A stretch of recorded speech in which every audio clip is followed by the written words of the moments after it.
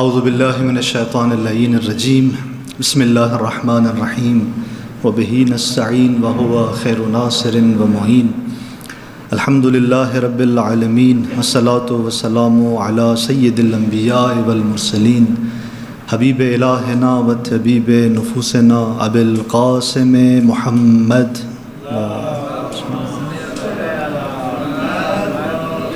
وعلى آلہ الطیبین الطاہرین المعصومین سیما بقیت اللہ فی الارضین روحی وارواح العالمین لتراب مقدمہ الفدا اما بعد فقد قال اللہ تبارک وتعالی فی کلامہ المجید بسم اللہ الرحمن الرحیم اذهبا إلى فرعون إنه طغى فقولا له قولا لینا لعله يتذكر او يخشى. درود پڑھیں محمد وآلہ.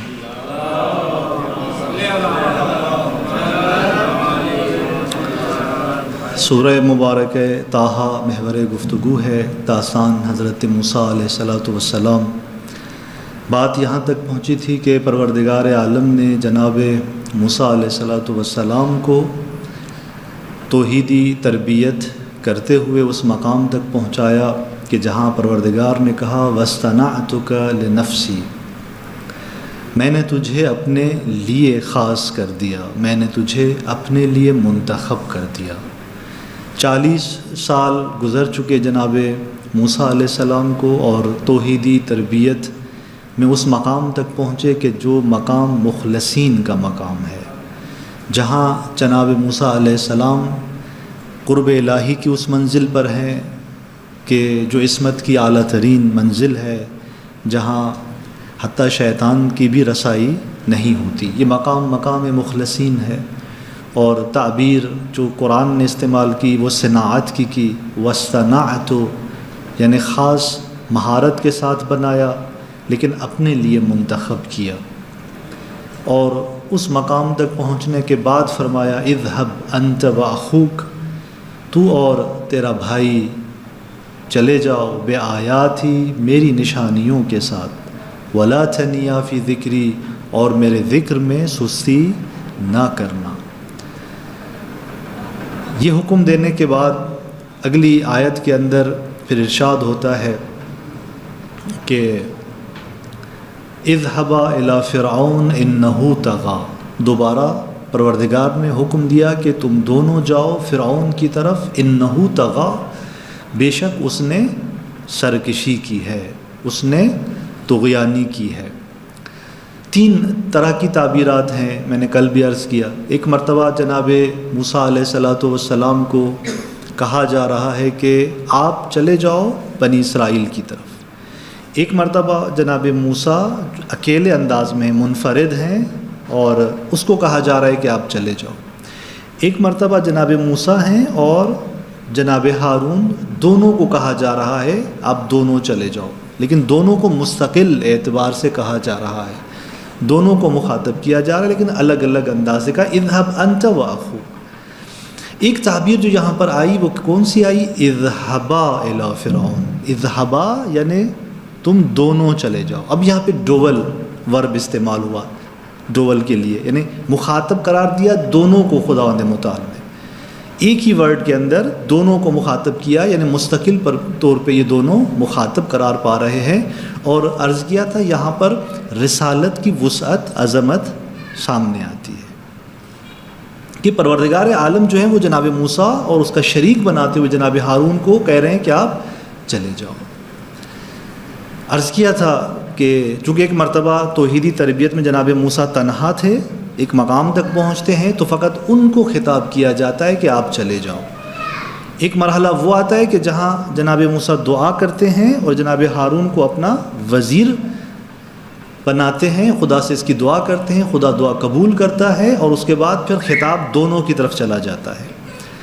اور یہ اس کا قدر جو ہے وہ مرحلہ آگے بڑھتا ہے کہ اس آیت کے اندر خدا نے دونوں کا الگ سے نام نہیں لیا بلکہ ایک ہی ورڈ میں دونوں کو مخاطب کیا، اذهبا دونوں چلے جاؤ. اور یعنی یہ دونوں محور ہیں اس رسالت کے اندر، اگرچہ محوریت مرکزیت جناب موسیٰ علیہ السلام کو ہے اور ان کا معاون جو ہے وہ وزیر جو ہیں وہ جناب ہارون قرار دیے جاتے ہیں. اب جس طرح سے یہاں پہ تعبیرات مختلف تھیں، ایک مرتبہ جناب موسیٰ کو کہا گیا، ایک مرتبہ دونوں کو کہا گیا، اسی طرح کہاں جانا ہے جناب موسیٰ نے؟ فرعون کی طرف جانا ہے۔ یہاں پر بھی قرآن مجید کے الفاظ مختلف ہیں، اور میں نے عرض کیا تھا کہ قرآن مجید کے تمام کلمات حکمت رکھتے ہیں، معنی رکھتے ہیں۔ قرآن جب تعبیر بدلتا ہے تو اس تعبیر بدلنے میں بھی خود ایک معنی پوشیدہ ہے، ایک مطلب پوشیدہ ہے۔ یہاں پہ ایک آیت کے اندر کہا کہ ثم ارسلنا موسیٰ واخاہ ہارون، ہم نے بھیجا موسیٰ اور اس کے بھائی ہارون کو کہاں بھیجا؟ الی فرعون، فرعون کی طرف۔ اس آیت کے اندر ذکر ہوا الی فرعون و ملئہ، فرعون کی طرف اور اس کے قوم کے سرداروں کی طرف۔ ملا کہتے ہیں سرداروں کو، ملا کہتے ہیں بڑے لوگوں کو جو قوم کے اشرافی طبقہ ہوتا ہے، یا اس کو آپ درباری سردار کہیں، بزرگ کہیں، درباری لوگ کہیں، ایسے لوگ جو فیصلہ ساز طبقہ ہوتا ہے قوم کے اندر، جو فیصلہ کر رہے ہوتے ہیں، وہ لوگ ملا اس کو کہتے ہیں۔ بس ایک مرتبہ قرآن نے یہ کہا کہ کہاں جانا ہے؟ فرعون کی طرف، پھر کہا کہاں جانا ہے؟ فرعون اور ملا کی طرف، یعنی ان سرداروں کی طرف جانا ہے۔ ایک مرتبہ تعبیر بدل گئی، کہا الی فرعون و حامان و قارون، کس کی طرف جاؤ؟ فرعون، حامان اور قارون کی طرف جاؤ۔ کیوں کہا قرآن نے؟ قرآن ایک اور نظام بتانا چاہ رہا ہے کہ اس وقت حاکم نظام کیسا نظام تھا، چونکہ داستان ہمیشہ آپ اور ہمارے لیے نمونہ ہے، سبق ہے، یہ واقعہ ہو رہا ہے، آج بھی اس کو آپ منطبق کر کے دیکھیں تو آج بھی ہمارے ساتھ یہی حالات پیش ہو رہے ہیں۔ کہا الی فرعون و حامان و قارون، فرعون یعنی سیاسی استکباریت اور طغیان کا مرکز، حامان جو اس کا وزیر ہے، فکری اور سازشوں کا محور بیک پہ پیچھے، قارون جو معیشتی اور مالی اعتبار سے ایک طبقاتی نظام کا محور، یعنی ایک ایسا نظام جناب موسیٰ کے سامنے ہے کہ جو ان تین ستون سے بن رہا ہے، اور ایک نظام ایسا کہ جس کے اندر فرعون ہے جو ایک طرف سے کہتا ہے کہ میں انا ربکم الاعلی ما علمت لکم من الہ غیری، میں تمہارا بڑا رب ہوں، میں تمہارے لیے اپنے علاوہ کسی کو معبود نہیں جانتا، فقط بادشاہ نہیں ہے، نمائندگی کر رہا ہے کس چیز کی؟ استکباریت کی۔ سیاست کے اندر، سیاسی میدان کے اندر استکباریت کی نمائندگی ہے، طاقت کی نمائندگی ہے، جبر، ظلم اور دوسروں کے جان اور مال پر کنٹرول پیدا کرنے کی ایک نمائندگی ہے۔ یہ ایک شخص ہے جو یہ محوریت رکھتا ہے، اور ادھر سے حامان جو اس کا وزیر ہے، مشیر اعلیٰ کہیں، وزیر خاص کہیں، نظام اقتدار کا دماغ کہیں۔ امیر المومنین کے زمانے میں بھی آپ نے دیکھا کہ مد مقابل جو شخص تھا جنگوں کے اندر معاویہ، اس کے اندر جو بیک پہ جو شخص تھا معاویہ کی اس حکومت کے اندر، وہ کون تھا؟ عمرو عاص تھا۔ کتنی مکاریت کے ساتھ کاموں کو انجام دیتا تھا۔ صلح امام حسن میں بھی اس کا کردار ہے، نیزوں پہ قرآن بلند کروانے میں بھی اسی کا کردار ہے۔ دیکھتے چلے جائیں، یعنی ایک حاکم جابر، ایک ظالم مستکبر کے پیچھے افراد کون کون سے ہوتے ہیں۔ حامان کا کردار فرعون کے اس حکومت کے اندر وہی والا کردار ہے، ماسٹر مائنڈ انسان جو پیچھے چالاکیوں کو بنا رہا ہوتا ہے۔ مثال کے طور پہ ایک حاکم نے ظلم کرنا ہے، اس ظلم کو ایک منطق اور لاجک دے کر اس کو صحیح پیش کرنے والا کام اس کا ہے، علمی لباس چڑھانا اس کا کام ہے۔ بس اس کی نمائندگی کچھ اس طرح کی ہے، بیوروکریسی کہیں آپ، فکری جواز فراہم کرنے والی طاقت کہیں آپ، نظریہ ساز شخص کہیں، درباری عالم کہیں، کچھ بھی آپ اس کو نام دے سکتے ہیں، بیک پہ یہ موجود ہے۔ تیسرا قارون ہے۔ قارون کون ہے؟ بنی اسرائیل میں سے تھا جو باغ میں باغی ہو گیا، بے پناہ دولت کا مالک تھا، بہت بڑا سرمایہ تھا، لیکن استکباریت کی روح اس کے وجود میں۔ انما اوتیتہ علی علم عندی، کیا کہہ رہا ہے کہ جو کچھ مجھے حاصل ہوا ہے یہ میرے پاس اپنے موجود علم کی بنیاد پر ہے. محوریت اس کی فکری یوں تھی کہ کہتا تھا کہ جو کچھ میرے پاس ہے وہ میرا اپنا، میری جانب سے فضل الہی کا نام و نشان نہیں ہے. میں خود محور ہوں، جو کچھ میرے پاس ہے میں خود ہوں. اور نمائندگی ایک ایسی دولت، سرمایہ جو غرور و تکبر کے ساتھ ہے. دیکھیے طبقاتی سسٹم یوں جڑتا ہے ایک نظام کے اندر، طبقاتی سسٹم جو جڑتا ہے جس کے اندر امیر امیر سے امیر تر ہوتا چلا جاتا ہے، غریب غریب تر ہوتا چلا جاتا ہے، جس کو پچھلے سال میں نے عرض کیا تھا جناب یوسف نے کیسے اس طبقاتی نظام کو توڑ دیا تھا، کیسے اصلاح کی تھی، کیسے ان امیروں کو لا کر کھڑا کر دیا تھا اسی صف کے اندر جہاں غریب کھڑے ہوئے تھے. ایک ایسا نظام ایجاد کیا تھا کہ اس کے اندر توازن اور تعادل آ گیا تھا. تو طبقاتی سسٹم اس طرح کے لوگ ایجاد کرتے. اور اسی فرعون کی حکومت کے اندر، فرعون کی حکومت میں مالی سپورٹر تھا، معیشتی سپورٹر تھا اس کا. بس آپ دیکھیں فرعون سیاسی استکباریت، حامان فکری استکباریت، قارون معاشی استکباریت، یہ تینوں مل کر ایک نظام کو تشکیل دے رہے تھے. وہ نظام بن رہا تھا فرعونی نظام، وہ ایک معاشرہ بن رہا تھا فرعونی معاشرہ. بس جناب موسیٰ علیہ السلام اگر جا رہے ہیں دعوت دینے تو کس کو دعوت دے رہے ہیں؟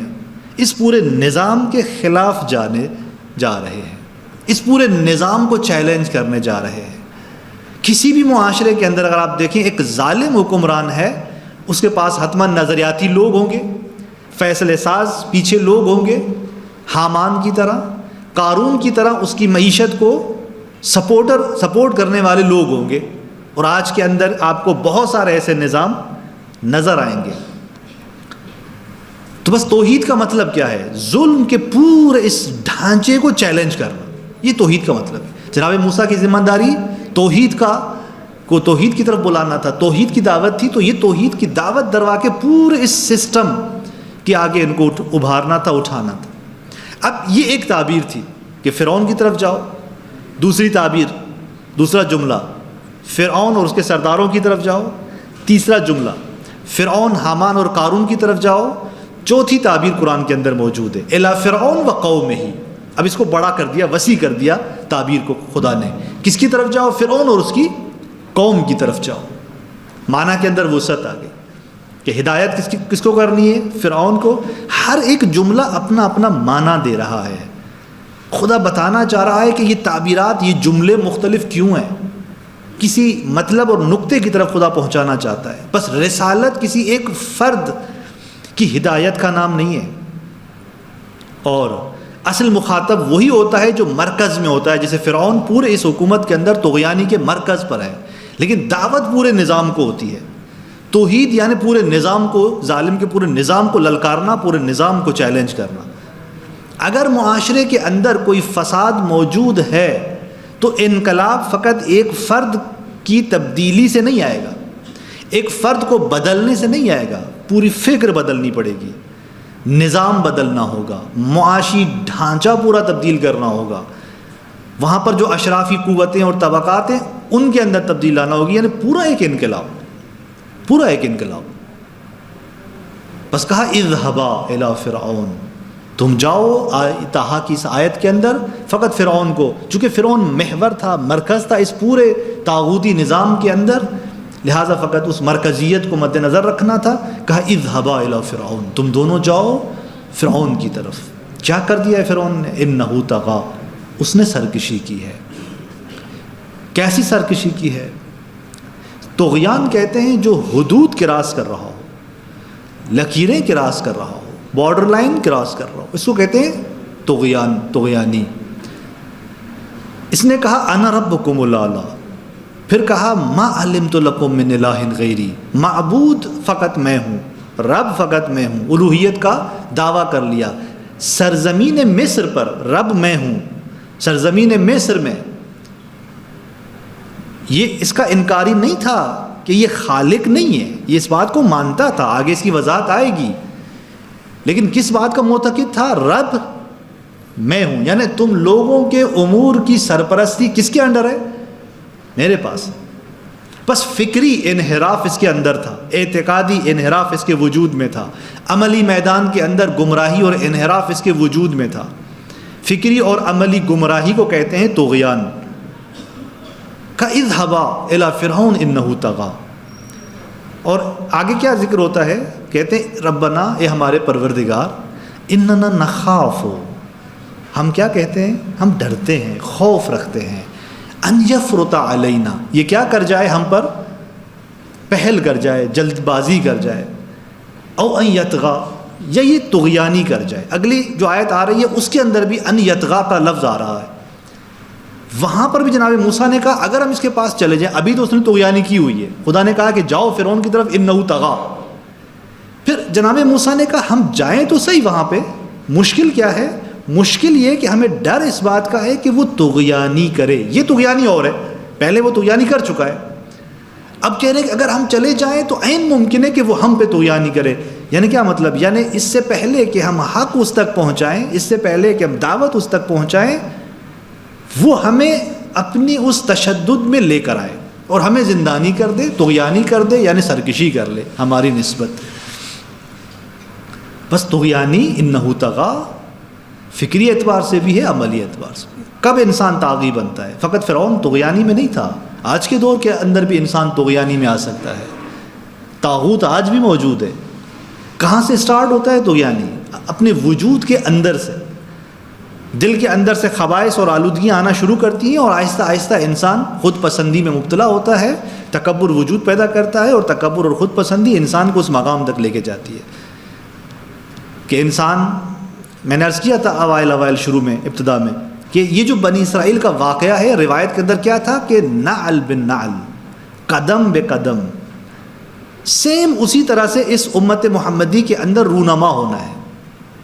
وہاں فرعونیت تھی، یہاں پر فرعونیت نظر آئے گی، وہاں پر طغیانی تھی، اس امت کے اندر بھی طغیانی کہیں پر نظر آئے گی، وہاں ربوبیت کا دعویٰ تھا، یہاں پر بھی ربوبیت کا دعویٰ نظر آئے گا، وہاں ظلم و جور تھا، یہاں پر بھی ظلم و جور، عین بن نعل بن نعل روایت کا جملہ ہے، ویسے ہوگا۔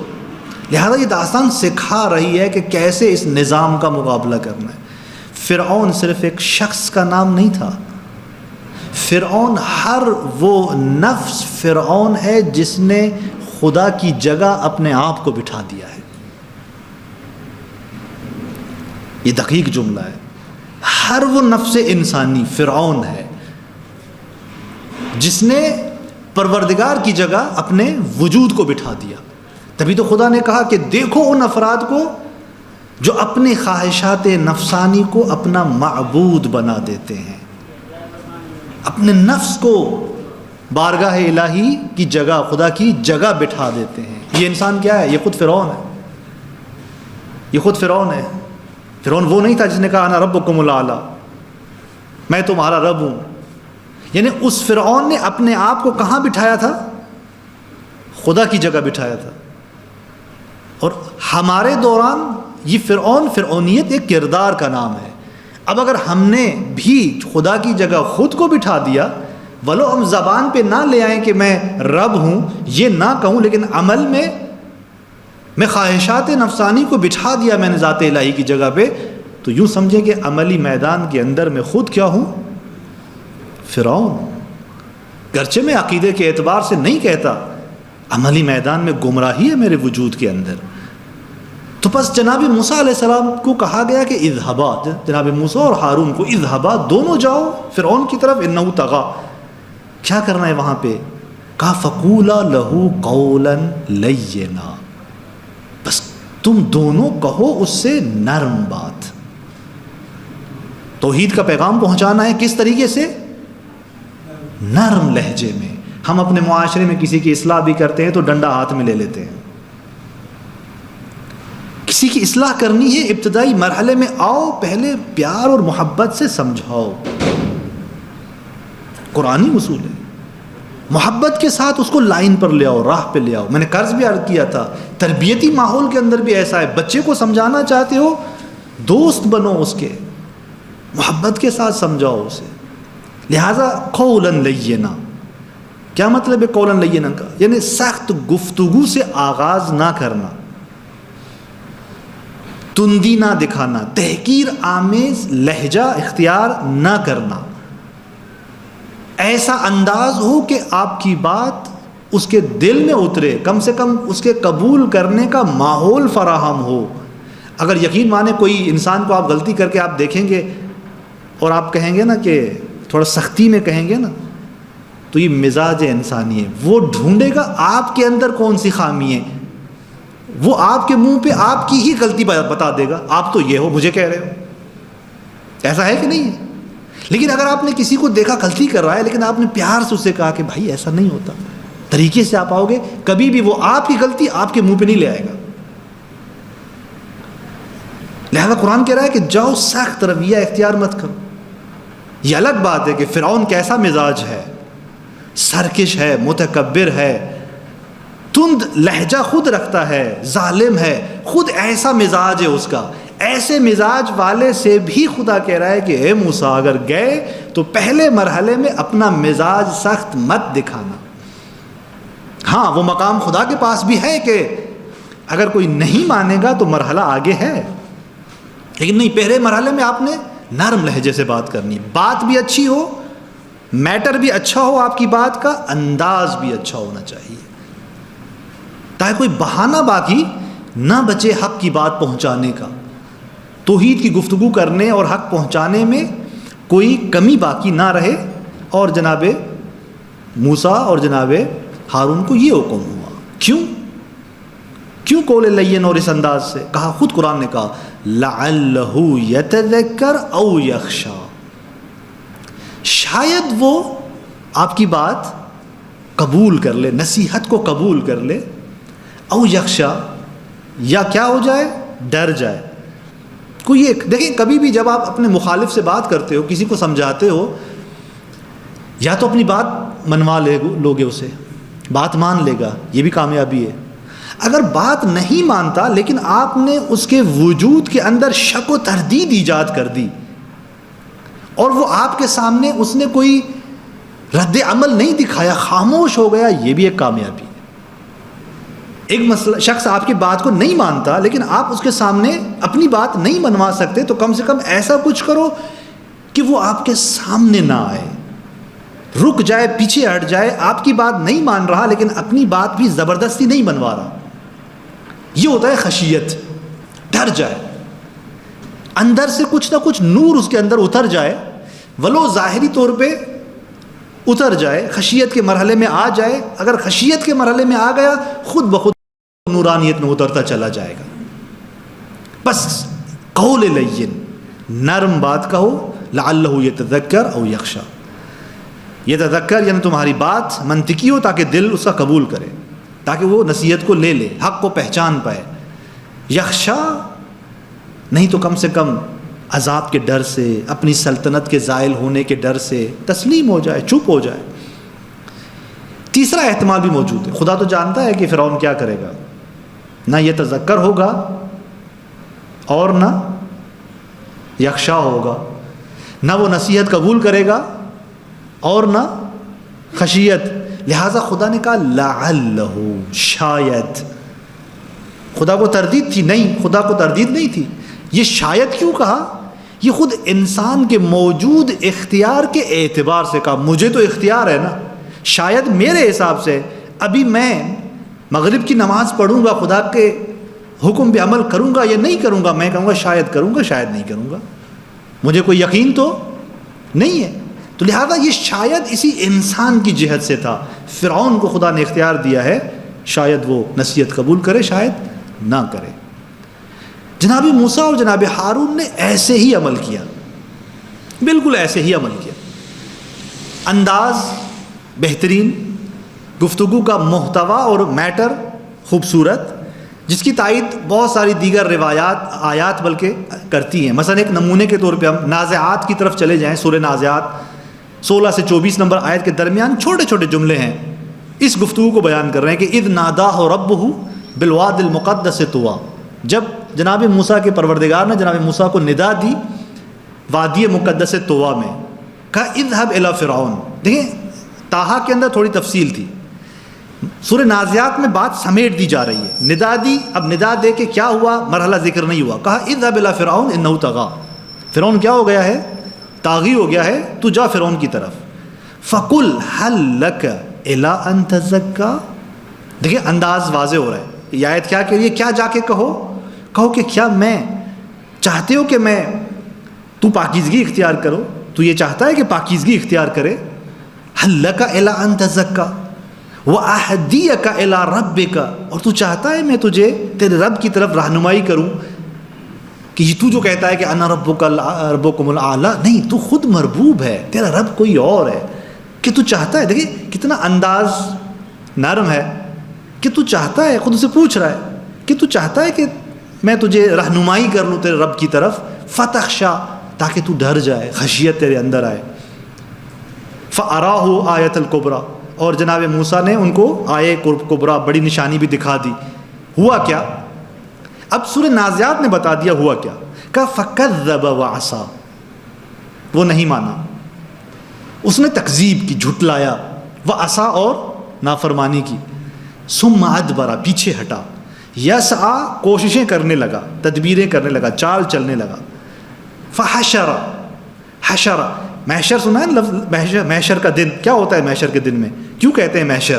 وہاں لوگوں کو جمع کیا جائے گا، فحشر، بس کیا کیا اس نے؟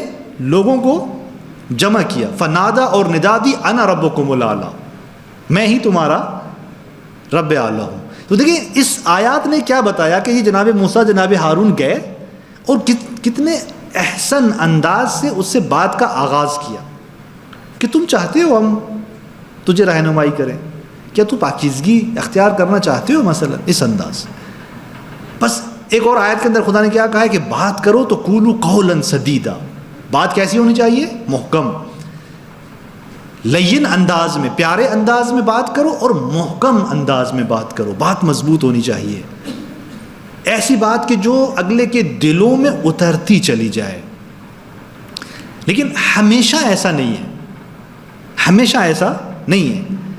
نبی اکرم صلی اللہ علیہ وآلہ وسلم کو درود پڑھے محمد وآلہ،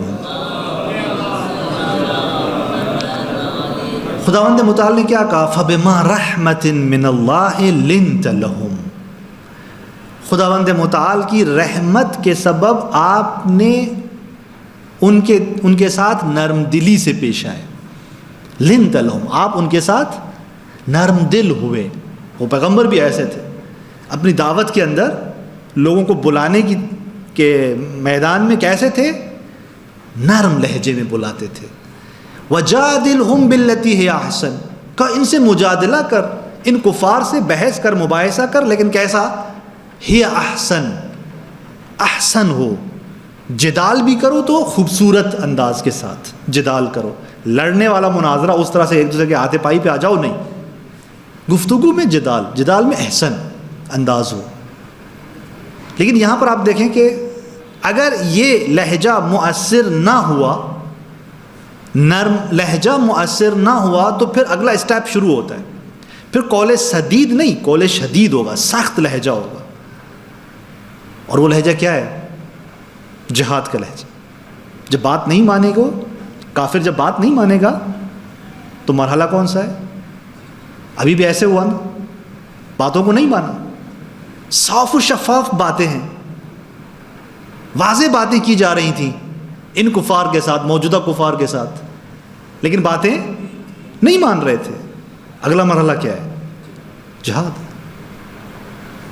یہ باتوں سے نہیں مانیں گے تو نبی اکرم جو رحمتاً للعالمین ذات ہے، کہا لنت لہم، آپ نرم دل ہوئے ان کے لیے، اسی ذات کو پروردگار کہہ رہا ہے کہ یا ایھا النبی جاہد الکفار، کیا کرو؟ کفار سے جہاد کرو، والمنافقین، نہ فقط کہا جہاد کرو، عجیب تعبیر قرآن کا، واغلظ علیہم، سختی کرو ان پر، سختی سے پیش آؤ۔ لہذا یہ منطق قرآن ہے، ہدایت کے مرحلے میں مد مقابل کے ساتھ جب تک وہ بات سمجھتا ہے اسی انداز سے گفتگو کرو، نہیں سمجھتا سخت رویہ اپناؤ۔ بس واغلظ علیہم، پیغمبر کے رحمتاً للعالمین سے اس کی کوئی منافات نہیں ہے، کوئی ٹکراؤ نہیں ہے، ہاں پیغمبر اپنی ذات میں رحمتاً للعالمین ہے، اپنی رحمت کا مظاہرہ کیا، لیکن جب مد مقابل اس نرم گفتگو کے سامنے سے اپنی ہٹ درمی دکھائے گا تو پھر جہاد ہے۔ یہی رویہ جناب موسیٰ علیہ السلام کا، فرعون کے ساتھ نرم لہجہ ہے ابتدا میں، آغاز میں، لیکن معاملہ شدید ہوتا چلا جاتا ہے، یہاں تک کہ دونوں گروپس آپس میں بیٹھ جاتے ہیں۔ آگے تفصیل آئے گی سورہ طٰہٰ کے اندر، اور وہ جادوگر بھی آتے ہیں اور ایک مناظرہ اور ایک مقابلہ شروع ہو جاتا ہے۔ بات یہاں بھی نہیں رکتی، آگے چلی جاتی ہے، یہاں تک کہ فرعون لشکر کشی کرتا ہے، فوج لے کر آتا ہے جناب موسیٰ کے خلاف، اور وہ جناب موسیٰ بنی اسرائیل کو لے کے نکلتے ہیں، وہ دریا والا مسئلہ، وہ ساری چیزیں۔ تو کہنے کا مطلب کیا ہے کہ قول لین ہے، ایک حد تک ہے، جب بات اس سے آگے نکل جائے تو پھر جہاد تک پہنچ جاتی ہے۔ کہا قالا، دونوں بزرگوار نے کہا، جب خدا نے کہا فقولا لہو قولا لینا، قول لین، اور اس نصیحت کے بعد، اس ہدایت کے بعد جب یہ سنتے ہیں کہ ہمیں کہاں جانا ہے، کیسے بات کرنی ہے، بارگاہ الہی میں عرض کرتے ہیں ربنا اننا نخاف، ہم کیا کر رہے ہیں، ڈر رہے ہیں، ان یفرط علینا، یہ شخص کیا کر دے ہم پر، پہل کر دے، جلد بازی کر دے، او ان یطغی، یا ہم پر طغیانی کر دے۔ اور یہاں پر طغیانی کا مطلب کیا ہے، یعنی دوسروں پر بڑھنا، ان کے حقوق ضائع کرنا، ان پر چڑھاؤ کرنا۔ یہ کیسا خوف تھا؟ یہ خوف جان کا خوف نہیں ہے جناب موسیٰ کو، جناب موسیٰ اس منزل پر ہیں کہ خوف اس طرح سے نہیں کر سکتے۔ یہ بشری اعتبار سے خود فرد کا معنی کیا ہے، یفرط علینا، یفرط علینا یعنی وہ ہم پر پہل کر دے۔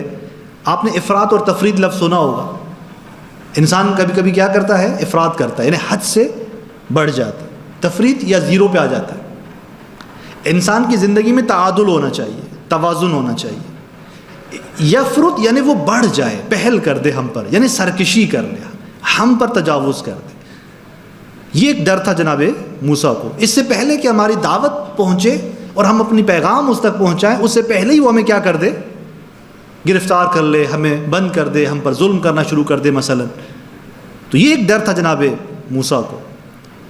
خداوند متعال نے کیا کہا، قال لا تخافا، تم دونوں خوف نہ کرو، اننی معکما، اننی ماں، خوبصورت تعبیر ہے قرآن مجید، جگہ جگہ یہ تعبیر ہے پروردگار کی، اننی معکما، بے شک میں تمہارے ساتھ ہوں، اسمع و ارا، میں سن رہا ہوں، میں دیکھ رہا ہوں۔ بہت خوبصورت تعبیر۔ کہا کہ ڈرو نہیں، خوف نہ کرو، میں تمہارے ساتھ ہوں۔ حضرت موسیٰ اور ہارون نے خوف کا اظہار کیا، بشری تقاضا تھا خوف کا اظہار۔ خدا کے افاضے اور فیض آنے سے پہلے، چونکہ ایک ولی خدا، ایک حجت الہی، اس کے وجود کے دو پہلو ہوتے ہیں۔ ایک اس کا پہلو وہ معنوی ہے جو اس پروردگار سے جڑا ہوا ہے، عالم غیب سے جڑا ہوا ہے۔ ایک اس کا بود بشری ہے، فطری ہے، فطرت بشری ہے۔ لہٰذا پہلے ہی میں نے عرض کیا تھا، اگر ایک امام معصوم سے اگر آپ کوئی چیز پوچھتے ہیں اور وہ کہہ رہا ہے کہ مجھے نہیں معلوم، وہی ذات ایک جگہ کہہ رہی ہے کہ ہمیں تو کون و مکان کا علم ہے، ہمارے سامنے تو ہر چیز موجود ہے، تو وہ کیسے کہہ سکتا ہے کہ مجھے اس چیز کا علم نہیں ہے؟ بہت سارے روایات واقعات ہیں، بعض جگہوں پہ امام نے کہہ دیا مجھے اس کا علم نہیں ہے۔ کیوں؟ دیکھیے امام وہ ذات ہے جس کے دو پہلو ہیں، ایک اس کا وہ باطنی بعد ہے، نورانی پہلو ہے جس سے وہ عالم غیب سے مرتبط ہے۔ اگر وہ اس پہلو کے اندر نگاہ کرے تو پوری کائنات اس کے سامنے ہے۔ اگر ہم اس کو مثال کے دائرے میں سوچیں تو کیسے سوچ سکتے ہیں؟ آپ امام کے وجود کو ایک دائرے کی شکل میں سوچیں ذرا، ایک ایسا دائرہ کہ جو ہمیں نظر نہیں آ رہا، یعنی ایک ایسا دائرہ جو ہمیں نظر نہیں آ رہا، چونکہ اگر ہمیں نظر آ جائے تو وہ وجود محدود ہو جائے گا نا۔ جو چیز انسان کی آنکھوں کے سامنے آ جاتی ہے اس کا مطلب یہ کہ وہ محدود ہے، تبھی تو آ رہی ہے۔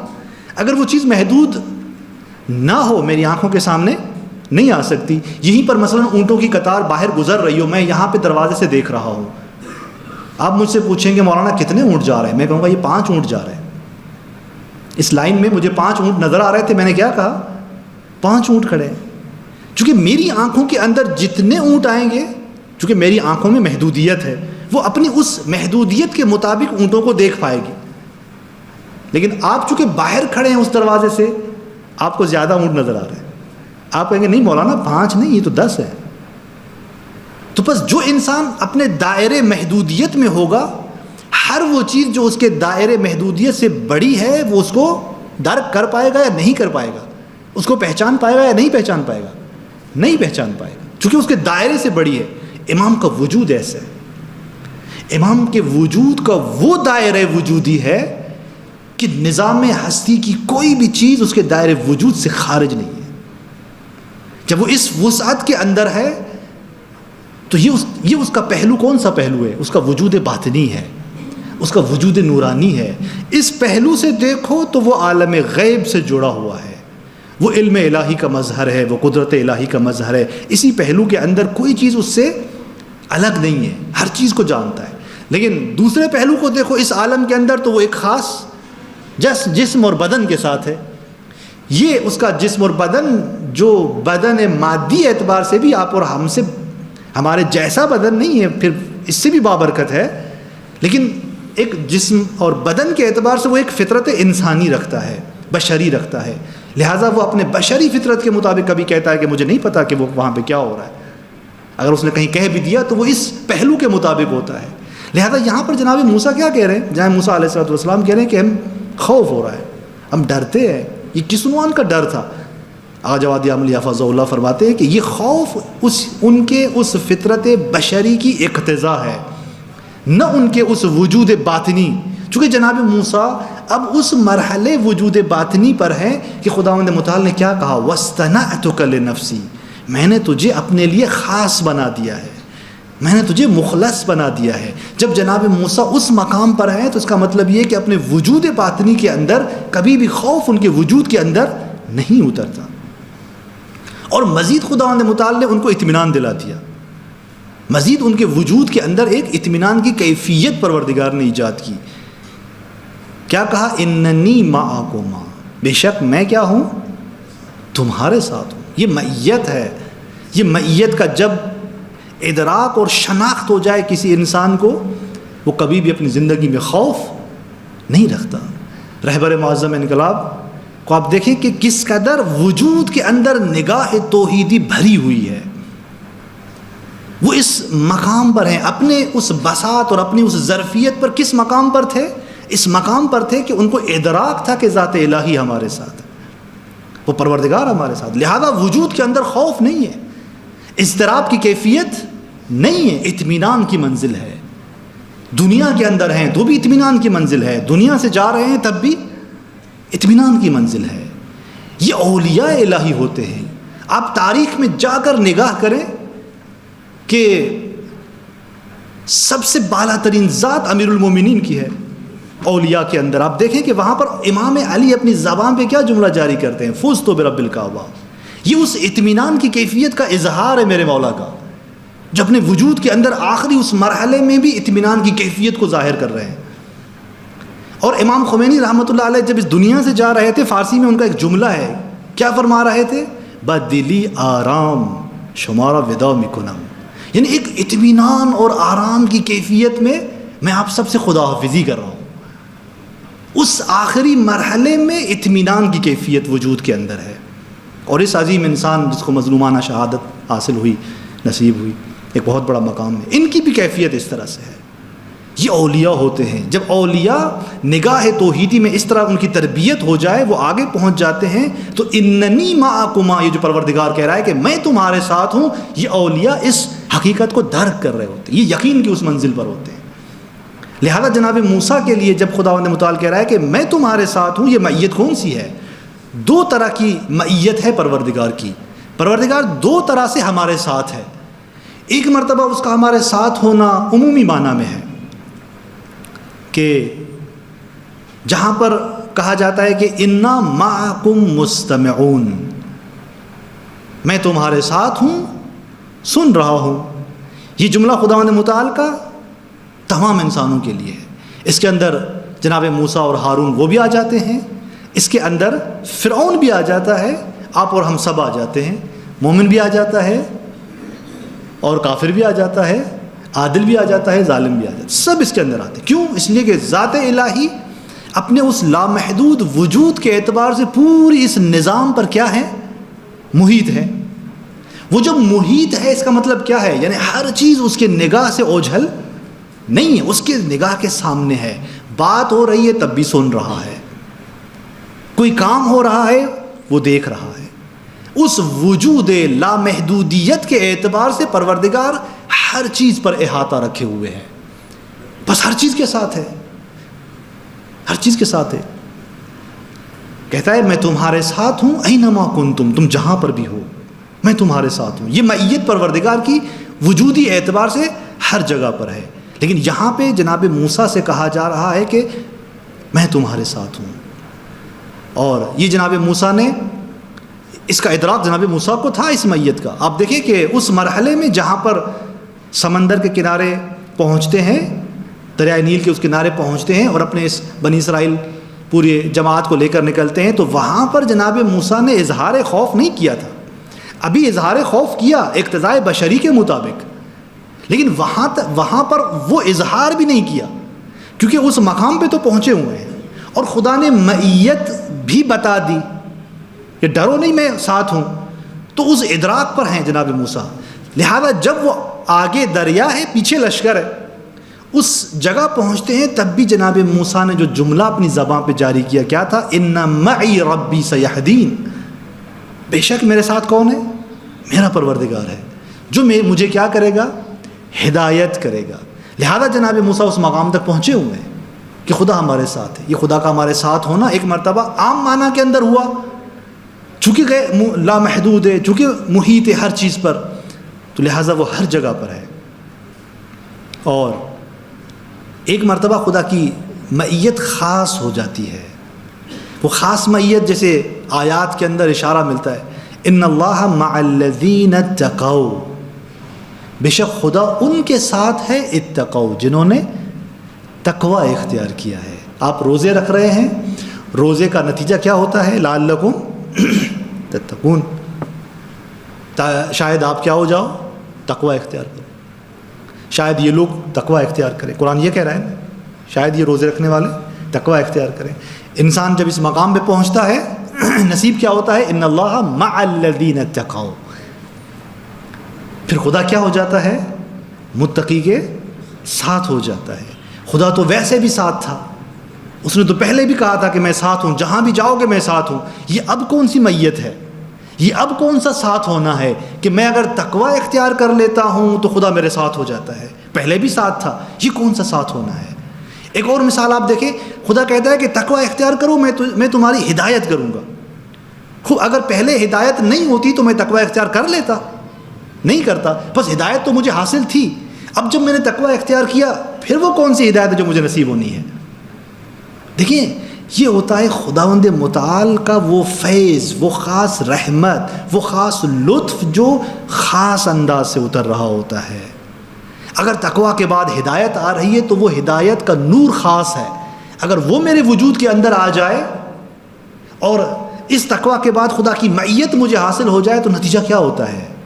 نتیجہ یہ ہوتا ہے کہ اب اگر میں اپنی ہدایت کے مطابق مثلا نیکی کر رہا تھا اور دشمن کے سامنے کھڑا ہوا تھا، خوف میرے وجود میں نہیں تھا، لیکن اگر یہ معیت مجھے حاصل ہو جائے گی، یہ لطف خاص خدا کا حاصل ہو جائے گا، تو کیا ہوگا؟ پھر کبھی بھی میں اس نیکی سے پیچھے نہیں ہٹوں گا۔ اس نور آنے سے پہلے ہدایت کے مطابق میں ہدایت پر تو آ گیا، میں نے نمازیں پڑھنا تو شروع کر دیں، لیکن یہاں ایک مسئلہ موجود ہے کہ ابھی جو میں ہدایت کے مطابق نماز پڑھ رہا ہوں، ابھی جو میں ظالم کے مقابلے میں قیام کر رہا ہوں، عین ممکن ہے کسی وقت میں پیچھے چلا جاؤں، لیکن جب وہ نور اضافی آ جاتا ہے تو انسان اپنے وجود کے اندر اور مضبوط ہوتا چلا جاتا ہے۔ تقوی کے بعد جو نور ملے گا وہ انسان کو اور مضبوط کر دیتا ہے۔ پھر وہ جو شک و تردید عمل کے میدان میں انسان کو شیطان وسوسے کرتا ہے، وہ رنگ کم ہوتا چلا جائے گا، شیطان وسوسے اتنی آسانی سے نہیں کر پائے گا۔ لہذا جناب موسیٰ اس مقام پر ہیں. اس جناب آپ کو تو پتہ ہے جناب موسیٰ متقین میں سے ہیں, اور پھر محسنین کا تذکرہ ویسے ہی ہوا تھا کہ یہ احسان کرنے والوں میں سے ہیں. ان اللہ لمع المحسنین, خدا کن کے ساتھ ہے؟ محسنین کے ساتھ ہے. جناب موسیٰ پہلے سے ہی بیان کر چکے ہیں آیات کے اندر کون ہیں؟ احسان کرنے والوں میں سے. بس اس خاص مقام پر ہیں کہ جو ایک معیت خاص حاصل ہے. اننی معکما, بس اننی معکما, یہ معیت کون سی ہے؟ معیت خاص ہے, یہ فیض خاص ہے, یہ لطف خاص ہے, رحمت خاص سے الہی ہے. اچھا, جس طرح خدا کی خاص معیت ہمارے ساتھ ہے, اور اسی طرح خدا کی خاص معیت ظالم کے ساتھ بھی ہے. لیکن ظالم کے ساتھ اس کی معیت ایک اور انداز اور معنی میں ہے, ہمارے ساتھ اس کی معیت ایک اور انداز میں. بس دو طرح کی معیت ہوئی. ایک معیت عام, معیت عام یعنی ایک عام معنی میں خدا کا ساتھ ہونا. وہ کس معنی میں تھا؟ چونکہ خدا لامحدود ہے, اس عالم کو اس نے خلق کیا ہے, کافر کو بھی حیات دے رہا ہے, تو یہ خدا کی نظر نہ ہوتی, لطف عنایت نہ ہوتی, کافر زندگی کر سکتا ہے اس عالم کے اندر؟ نہیں کر سکتا تھا. لہذا جہاں مومن زندگی کر رہا ہے وہاں کافر بھی زندگی کر رہا ہے. یہ جو عنایت ہے خدا کی, یہ وہ عنایت عام ہے جو سب کو شامل ہے. اس کے پیچھے عنایت خاص ہے, معیت خاص. معیت خاص اگر مومن کے ساتھ ہے تو خدا کا لطف ہے, خدا کی رحمت ہے, خوف ختم ہو جاتا ہے, ایکسٹرا نور آ جاتا ہے وجود کے اندر. اور اگر یہی معیت خاص ظالم کے ساتھ ہے تو وہ کیا لاتی ہے اس کے لیے؟ عذاب لے آتی ہے, خدا کی پکڑ لے آتی ہے. ایک مرتبہ اسی ظالم کے ساتھ خدا ہے, اسے رزق دے رہا ہے, اسے حیات دے رہا ہے اس عام معنی میں. ایک مرتبہ وہی خدا ان کے ساتھ ہے. کیوں؟ اب خدا کی نگاہ اس ظالم پر کس عنوان سے ہے؟ اس کو عذاب میں لے کے آ رہے ہیں. قہر اور غضب کی نگاہ اس پر ہے. بس خدا فرعون کے بھی ساتھ ہے, اس کی بات بھی سن رہا ہے, لیکن کس عنوان سے سن رہا ہے؟ اسے اپنی گرفت میں لے رہا ہے, اسے اپنے عذاب میں لے آنا چاہتا ہے.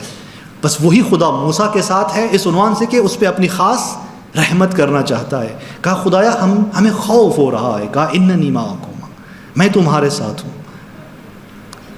یہ ساری گفتگو جو معیت کی ہے, میں نے پہلے بھی عرض کیا تھا کہ توحید کو تھوڑا سا ڈیپلی بنائیں اپنے ذہن کے اندر, توحید کو تھوڑا سا مضبوط بنائیں کہ توحید کا کیا معنی ہوتا ہے. جب ہم کہتے ہیں خدا ہمارے ساتھ ہے, ہم خدا کے ساتھ ہیں, میں نے خدا کو پہچانا, یعنی کیا مطلب؟ خدا کی ذات جب لامحدود ہے تو اس کی صفات اور ذات میں کوئی فرق نہیں ہے, عین ذات ہے. تو لہٰذا اس مرحلے کے اندر تو کوئی انسان اس ذات کو سمجھ ہی نہیں سکتا. جہاں پیغمبر خود اپنی حیرانی کا اعتراف کرتا ہوا نظر آتا ہے, وہ کہتے ہیں خدایا اور میری حیرانگی کو بڑھا دے. بس جب ہم کہتے ہیں خدا جناب موسیٰ کے ساتھ ہے تو یہاں محور ان کی ذات نہیں ہے, بلکہ کیا ہے؟ یہ وہ مرحلہ ہوتا ہے جہاں پر خداوند متعال اپنے اسماء سے ظہور کر رہا ہوتا ہے. دیکھیں تین چیزیں ہوتی ہیں, ذات الہی, صفات الہی اور فعل الہی. ذات, صفات اور فعل. خدا کی ذات اور صفات کسی بھی اعتبار سے ایسا نہیں کہ ہم پہنچ پائیں. ہاں زیادہ سے زیادہ یہ لطف الہی ہے, خدا نے ہمیں عقل جیسی قوت دی ہے, اپنی عقلی قوت کے مطابق ہم سمجھ سکتے ہیں کہ وہ لامحدود یعنی کیا مطلب, وہ لامتناہی ہے یعنی اس کا کیا معنی ہے, یہ ہم سمجھ سکتے ہیں. لیکن ہم اس ذات تک عملی میدان میں پہنچ سکتے ہیں؟ نہیں پہنچ سکتے. بس اگر قرب کا راستہ ہے کہ خدا کے نزدیک آؤ, خدا کے نزدیک آؤ, یہ قرب بھی کہاں پر ہے؟ ذات الہی تک کوئی نہیں پہنچ سکتا. یہ اس کے مرحلے ظہور تک ہے, یہ اس کے مرحلے اسماء اور صفات کے ظہور تک ہے, جہاں وہ ذات تجلی کرتا ہے, جب وہ ذات ظاہر ہوتا ہے, جب وہ مقام فعل میں کوئی کام انجام دیتا ہے, جب مقام فعل میں وہ کوئی فیض جاری کرتا ہے. اس مرحلے میں نزدیک ہو جاؤ, یعنی خدا کے اس فیض سے, خدا کے اس فعل کے مرحلے میں نزدیک ہو جاؤ. ائمہ اطہار ایسے ہیں, اس مرحلے میں ان کی اور ذات الہی کے بیچ کوئی حجاب نہیں ہوتا, وہ اس قدر نزدیک ہو جاتے ہیں اس مرحلے میں. ہمیں دعوت بھی اس مرحلے کے اندر ہے. جناب موسیٰ کے ساتھ معیت خداوند متعال کی اسی مرحلے کے اندر ہے. کیا کہا؟ اننی معکما, بے شک میں تمہارے ساتھ ہوں. کیسا ساتھ ہوں؟ اسمع و ارا, سنتا ہوں اور دیکھتا ہوں. پروردگار اگر سن لے تو کیا مطلب ہوتا ہے؟ ہماری طرح ان کے کوئی اعضاء ہیں, فزیکلی کوئی اعضاء اور جسم ہے، تو کیا مطلب ہے اگر وہ سنتا ہے؟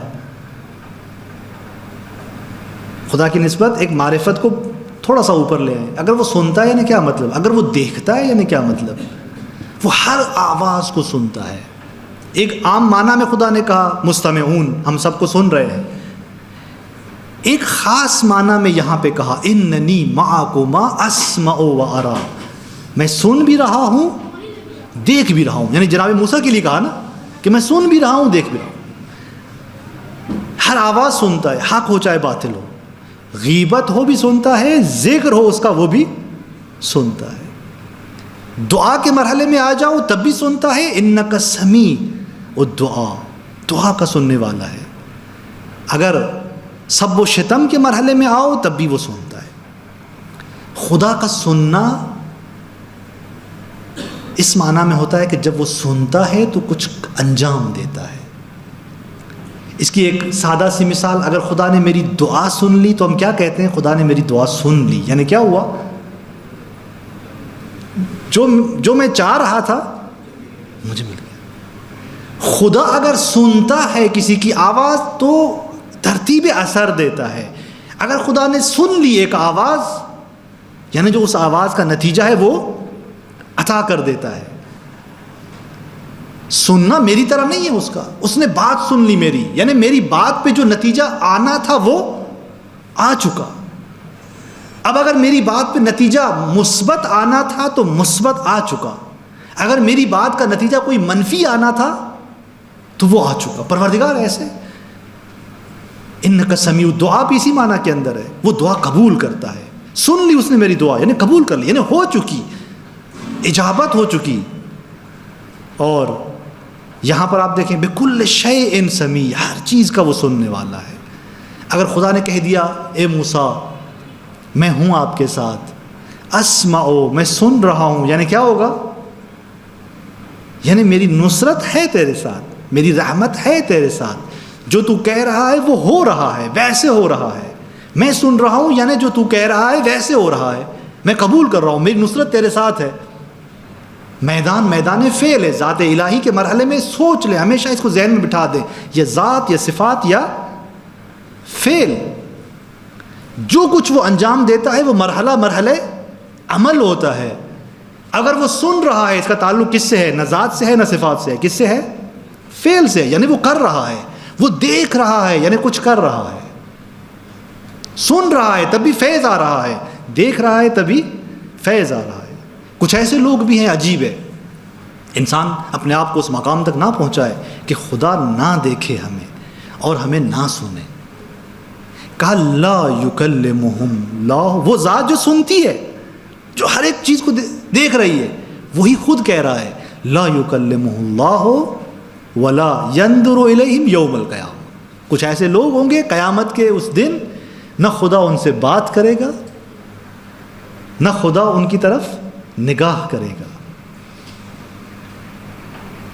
یہاں پہ خدا نے میری بات سن لی یعنی مجھے عطا کر دیا نا. قیامت میں بھی ایسے ہی ہے. اگر قیامت میں خدا نے میری بات سن لی یا میرے اوپر نگاہ کر لی یعنی اس نے اپنا فیض جاری کر دیا، اس نے مجھے اپنی رحمت میں لے گیا، وہ مجھے اپنی رحمت میں لے گیا. لیکن اگر کسی انسان پر خدا قیامت کے دن نظر نہیں کر رہا، اس کا مطلب کیا ہے؟ خدا نے اس کو اپنی رحمت سے دور کر دی. خدا نگاہ نہیں کر رہا یعنی اپنی رحمت سے کیا، اپنے فیض سے کیا کر رہا ہے؟ دور کر رہا ہے، اسے رحمت سے دور کر رہا ہے. بس ایک عام نظر سی ہے اور ایک خاص نظر سی ہے. اسمع و ارا. اے موسیٰ اب مجھے بتائیں، جب جناب موسیٰ کو یہ یقین ہو گیا، خدا نے یہ یقین دلا دیا کہ میں تمہارے ساتھ ہوں، اور معیت کا معنی جناب موسیٰ کو مجھ سے زیادہ بہتر پتہ ہے، نبی ہے، اسے پتہ ہے کہ جب خدا مجھے کہہ رہا ہے کہ میں تیرے ساتھ ہوں. ہم علماء نے آئمہ کی روایات کو پڑھ کے جب اس مطلب کو سمجھ لیا، یہ مطلب میرا نہیں ہے، مجھے کچھ نہیں آتا، یہ بزرگان کا مطلب ہے جو میں آپ تک پہنچا رہا ہوں. جب انہوں نے روایات سے، آئمہ کی رہنمائی سے سمجھ لیا کہ معیت کا مطلب یہ ہے کہ وہ اپنی رحمت میں لے لیتا ہے، تو جناب موسیٰ کی فہم کا انداز کیا ہوگا؟ جناب موسیٰ کے علم اور فہم کا انداز، انہوں نے کس قدر یقین کر لیا، کس قدر وہ سمجھ رہے ہوں گے اس مسئلے کو جب خدا نے کہا کہ میں تیرے ساتھ ہوں. اور وہی ذات کہہ رہی ہے کہ اسمع اے موسیٰ میں تجھے سن بھی رہا ہوں اور میں تجھے دیکھ بھی رہا ہوں. تو جناب موسیٰ اس یقین کی منزل پر. اور علماء کہتے ہیں کہ جب خدا اپنے ولی کو کہتا ہے کہ میں تجھے سن بھی رہا ہوں اور دیکھ بھی رہا ہوں، یعنی یہ عام انسان سے بالاتر کا مرحلہ ہے. یہ وہ مرحلہ ہے جہاں پہ در واقع اس حدیث قدسی کا مضمون سامنے آ جاتا ہے جس کے اندر خدا کہتا ہے کہ کنت سمعہ، میں خود اس کی سماعت بن جاتا ہوں، الذی یسمع بہ، جس سے وہ کیا کرتا ہے؟ سنتا ہے. خود اس کی سماعت بن جاتا ہے قرآن. یعنی یہاں یہ ضروری نہیں ہے کہ خداوند متعال الگ سے کوئی عذاب نازل کر دے، نہیں، یہ ولی اس مقام پہ پہنچ چکا ہوتا ہے، یہ خود خدا کی سماعت اور خدا کی رؤیت کا مظہر بن چکا ہوتا ہے. یہ خود کچھ کہہ دے وہ ہو جاتا ہے. یہ خود کچھ کہہ دے تو وہ کیا ہو جائے گا؟ خود بخود. کیوں؟ اس لیے کہ یہ اس مظہر ولایت کے مالک ہیں، اس قدرت الہی کے مالک ہیں. کن تو سمعہ، خود خدا کہہ رہا ہے میں اس کی سماعت بن جاتا ہوں جس سے وہ سننے لگتا ہے. وَلِسَانَهُ، میں اس کی زبان بنتا ہوں جس سے وہ کلام کرتا ہے. جب خدا اس کی زبان بنتا ہے تو جب یہ بولے گا تو کون بول رہا ہوتا ہے؟ در واقع ذات الہی کی قدرت بول رہی ہوتی ہے. وَمَا رَمَيْتَ إِذْ رَمَيْتَ، کہا تھا نا پیغمبر گرامی اسلام کو، یہ آپ نے کنکریاں نہیں پھینکی، یہ ہم نے پھینکی ہیں، میں نے پھینکی ہیں. 10 دست نبی تھا، وہی 10 دست نبی ہوتے ہوئے دست الہی تھا، ید اللہ تھا. لہذا یہ نبی ہے، اس مقام پہ پہنچتا ہے. کہا کہ وَيَدَهُ الَّتِي يَبْطِشُ بِهَا، میں اس کا ہاتھ بنتا ہوں جس سے وہ اظہار قدرت کرتا ہے. پس جناب موسیٰ سے کہا کہ أَسْمَعُ وَأَرَى، میں سنتا بھی ہوں اور میں آپ کو دیکھتا بھی ہوں. یعنی کیا مطلب؟ یعنی اب تیرا وجود اس منزل پر ہے، تو میری سماعت کا مظہر ہے، تو میری رؤیت کا مظہر ہے. یہاں تیری زبان، تیرا ہاتھ لسان الہی ہے، ید الہی ہے. اب آپ خود اندازہ لگائیں، ایک نبی اس مقام پر ہے تو امیر المومنین کس مقام پر ہوں گے؟ جناب موسیٰ کا ید اللہ ہونا یہ بھی ایک کمال ہے، اور امیر المومنین کا ید الہی ہونا خود ایک اس سے بالا تر کمال ہے. انبیاء کو پہچانے، اپنے امام کو پہچانے. میں نے عرض کیا تھا ہر نبی ایک شان بیان کر رہا ہے نبی اکرم کی. جب جناب موسیٰ اس شان پر ہے تو نبی اکرم کا مقام کیا ہو؟ وہ کس مقام اور مرتبت پر ہوگا؟ بس اس کام نے کیا کر دیا؟ اننی معکما اسمع و ارا، میں تمہارے ساتھ ہوں، سنتا بھی ہوں، دیکھتا بھی ہوں. اس جملے نے کہ جو فقط لفظ نہیں تھے، وہ حقیقت تھی، وہ نور تھا جو اتر گیا جناب موسیٰ کے وجود کے اندر. اس نے کیا کر دیا؟ اس نے وہ اضطراب ختم کر دیا، سکون کی کیفیت اتار دی جناب موسیٰ کے وجود میں. اضطراب ختم ہو گیا، قلب سکون پا گیا.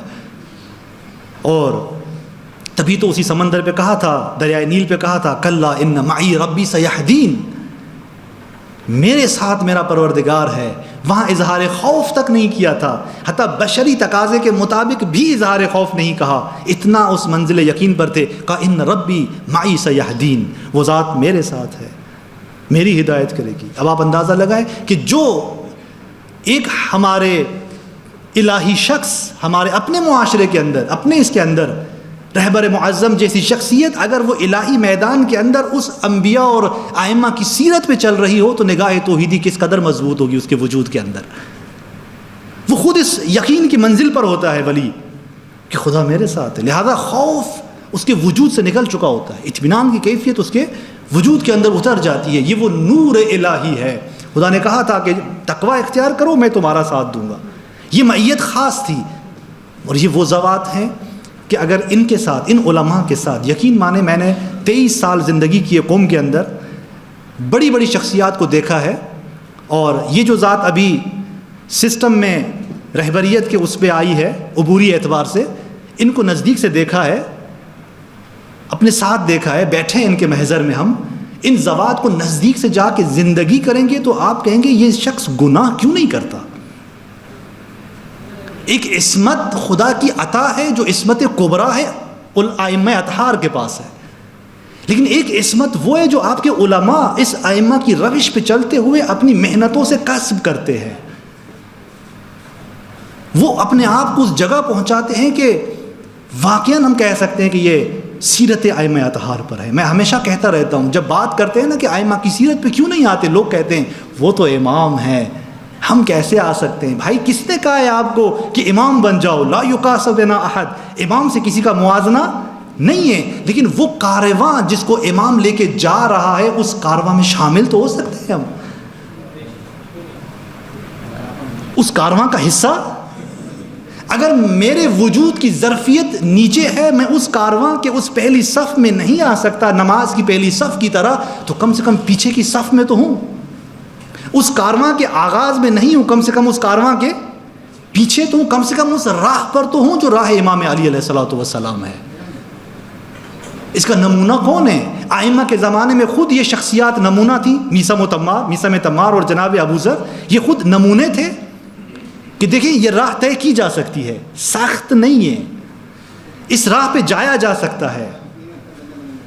اور آج کے زمانے میں جو نمونے ہیں آپ کے سامنے وہ اس طرح کی شخصیات ہیں، الہی مرد، اس طرح کی شخصیات ہیں جو اپنے وجود کے اندر ثابت کرتی ہیں کہ ہم الہی انسان ہیں، رنگ توحیدی نظر آ رہا ہوتا ہے۔ ہمیشہ خداوند متعال نے ظلمت کو تاریکی کو ظلمت کو نور کے ساتھ رکھا ہے، یہ خدا کا قانون اور سنت الہی ہے، تاکہ آپ کو نور بہتر نظر آئے، نور کو پہچان سکے۔ خدا نے ہمیشہ ظلم کے ساتھ عدالت کو رکھا ہے تاکہ پہچانے کہ ظلم کیا ہے، عدالت کیا ہے۔ اور آج کے دور کے اندر بھی وہ سنت جاری ہے۔ میں نے عرض کیا تھا یہ بنی اسرائیل کی داستان خدا ہمارے لیے ناول کے طور پہ بیان نہیں کر رہے کہ بس ایک داستان سے آگاہ ہو جاؤ، نہیں، خدا کہہ رہا ہے کہ وہ چیزیں جو اس بنی اسرائیل کے اندر ہونی تھی اور ہوئیں وہ آج بھی ہو رہی ہیں۔ عبرت حاصل کرو اس داستان سے، درس حاصل کرو اس داستان سے۔ لہذا اگلی آیت کے اندر ارشاد ہوا فَأَتِيَاهُ، تیار کر دیا گیا جناب موسیٰ کو اور جناب ہارون کو کہ جانا ہے، کس کے پاس جانا ہے اور کس طریقے سے جانا ہے، قول لین، نرم لہجے میں بات کرنی ہے، پیغام کیسے پہنچانا ہے۔ اور میں نے عرض کیا کہ نرم لہجہ بھی ایک وقت تک ہوگا، آگے مسئلہ آگے نکل جائے گا۔ فَأَتِيَاهُ، اب یہ دونوں پہنچ جاتے ہیں اس بارگاہ، فرعون کے محضر میں یہ آ جاتے ہیں۔ فَقُولَا، ان دونوں نے کہا، اِنَّا رَسُولَا رَبِّكَ، میں آج ترجمہ کرتا ہوں، کل اس پہ بحث کریں گے کہ یہ آیت کیا کہنا چاہتی ہے۔ پہنچ جاتے ہیں کہ اِنَّا رَسُولَا رَبِّكَ، ہم دونوں کیا ہیں؟ رسول ہیں تیرے رب کی طرف سے، جو خود کہہ رہا تھا میں کیا ہوں؟ رب ہوں۔ یہ لہجہ دیکھیں کیا کہا کہ تیرے رب کی طرف سے، یہ الفاظ حکمت رکھتے ہیں یہاں پر۔ فارسل معنا بنی اسرائیل، تو ظلم نہ کر، بنی اسرائیل کو ہمارے ساتھ بھیج دے، اپنے دائرے ظلم سے نکال ان کو۔ ولا تعذبہم، اور ان کو عذاب مت کر۔ قد جئناک بآیۃ، دوبارہ کہا من ربک، ہم لائے ہیں تیرے پاس نشانی تیرے رب کی طرف سے۔ والسلام علی من اتبع الہدی، پھر کہا سلامتی ہو اس پر کہ جس نے ہدایت کی پیروی کی۔ آج بھی سلامتی ہے، یہ میری طرح سلام کرنے والا سلام نہیں ہے، خدا کہہ رہا ہے، خدا کے نبی کہہ رہا ہے۔ ایک مرتبہ میں آ کر کہتا ہوں سلام علیکم، آپ پر سلام ہو، دعا دے رہا ہوتا ہوں، سلام دعا ہوتا ہے، نہیں پتا وہ سلامتی آپ پر آئے گی یا نہیں آئے گی۔ ایک مرتبہ حقیقت تکوین کے اندر سلامتی ہے جو پروردگار کی طرف سے آ رہی ہے۔ کس پر آ رہی ہے؟ علی من اتبع الہدی، وہ جس نے ہدایت کی پیروی کی۔ انا قد اوحی الینا، یقیناً ہماری طرف وحی کی گئی ہے۔ کیا وحی کی گئی ہے؟ کہ ان العذاب علی من کذب وتولی، عذاب کس پر ہے؟ جس نے جھٹلایا۔